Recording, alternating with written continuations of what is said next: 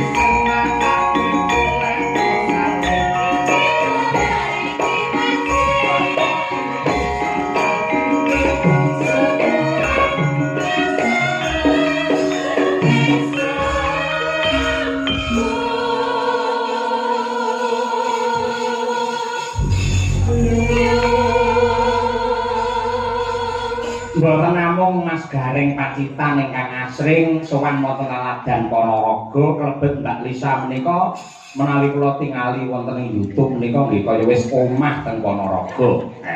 Mila kula nyuwun pendapat jenengan Mbak Lisa lan rumiyin magepokan kalian para pamirsa wayang wonten Aladan Ponorogo niku mungguing pengamatan jenengan pripun. Oke. Anu Mas Tetro kalau wonten Ponorogo niku anane namung remen seneng nek wis mlumpuk niku wagane niku istilahnya napa nggih nek tirakat nggih diniati dan semuanya niku nggih budaya ngoten dados nggih dinikmati secara detail ya dalangnya ya guyone sindene kabeh ora kok pilih-pilih ngaten. Jadi masyarakat Ponorogo menika sangat-sangat remen budaya utamanipun wayang menika. Dados asring sanget nggih jenengan sowan Ponorogo. Lah nggih enggak tahu ya dilalahe kok ya ngubeng nyengir ten Ponorogo niku bola-bali bola. Bulane kek mburi. Nggih. Mboten yen pancen asring teng Ponorogo timbale wira-wiri kaya Setrika Yogya Ponorogo. Mbok anu kemawon damel griya teng Ponorogo pisan. Ya rencana. Tapi ki wonten sederek juga sih di daerah Pelancongan itu juga ada. Terus nggih pun asring lumayan lah kalau sama Ponorogo agak kenal gitu. Oh, ngaten. Nggih, pokoke sing penting wis mangan sate karo nganu apa? Dawet. Dawet jagung. Dawet jagung. Nggih. Lek Mas Gareng napa makanan khas Ponorogo sing jenengan senengi? Ponorogo niku yen panganan kabeh enak. Nggih. Sedaya dulur Ponorogo niku maniak makan, maniak angkringan, maniak seni, maniak budaya. Iku lek Ponorogo kuwi rikala taun 2009 kula ndereke Pak Sento Yitno Carita bapakipun Mas Klipik. Nggih. Niku biyen teko sakniki priyayi Ponorogo ki tetep budaya demen wayang, demen marung, demen mangan. Nggih, Ponorogo niku nuwun sewu lho Mas. Benten kalih sanes-sanesipun.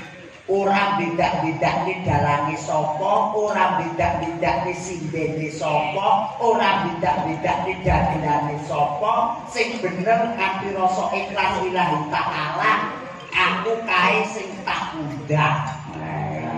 Kula jenengan ngendikane niki kan nggih boten napa niku biasane boten namung kula, kadang kala Mas Tralala.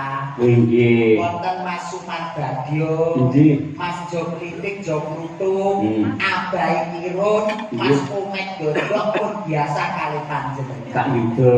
Leres niki Ponorogo niku sedaya nggih pun diundang. Niku napa kok bengi niki sing diundang kok Gareng Pacitan. Nah, iki asli ora ngerti sebab apa iki. Pengliritan. Sing jeneng kesenian niku ukurannya dudu babakan materi ngono mboten. Lho pripun Pak? Lah ngoten niku jenengan padha karo nuwun sewu rada nyepelke karo Pak Mujito kuwi ayu sembodo kaya ngono. Niku setun tresnanipun Pak Mujito dumateng panjenengan ngoten niku. Lha kula mboten kok badhean kali Pak Mujito niku mboten lho kula wau jambare kampung liburan alhamdulillah diunggah nang gone gara-gara sembah nuwun Pak Mujito nggih. Sing penting wis seduluran lho, Mas. Iki sedulur aku ora tau mikir apa-apa kok ya. Sami mikir kowe. Mboten mikir sedulur kali dhuwit kula tetep mikir. Mikir apa? Duit.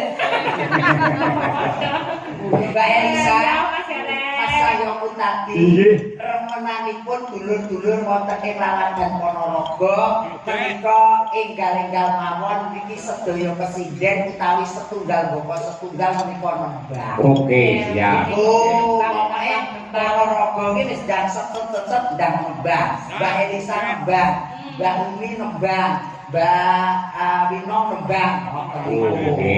Oh, Enak lho gaweane gareng malah enak. ndang nggih to dicocokkan Nggih. dengan keadaan. Nggih. Goro-goro maksudnya Mas nggih. Nggih. Nggih, dadi wonten pamunggitan wau. Tembangan apa Tembangan wonten, podang kuning wonten. Nggih. Tapi tembangan riyen Mbak Lisa. Tembangan, siap. Rikono lho. Iya. Kok ganti posisinya apa sih? Aku lo pengen deket kamu gitu. Oh, bapakmu wis kono, yo dadak. Aku ki mau nek berselisih paham lagi gitu loh. Jadi aku kan mengambil jarak.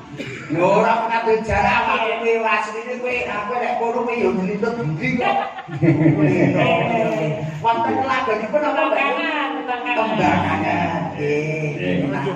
Monggo dipun aturaken dening Mbak Lisa sesarengan kalian kanca-kanca Madangkara. Lajeng kemawon nggih Pak nggih. Nggih. Monggo to tembangan. Dadah.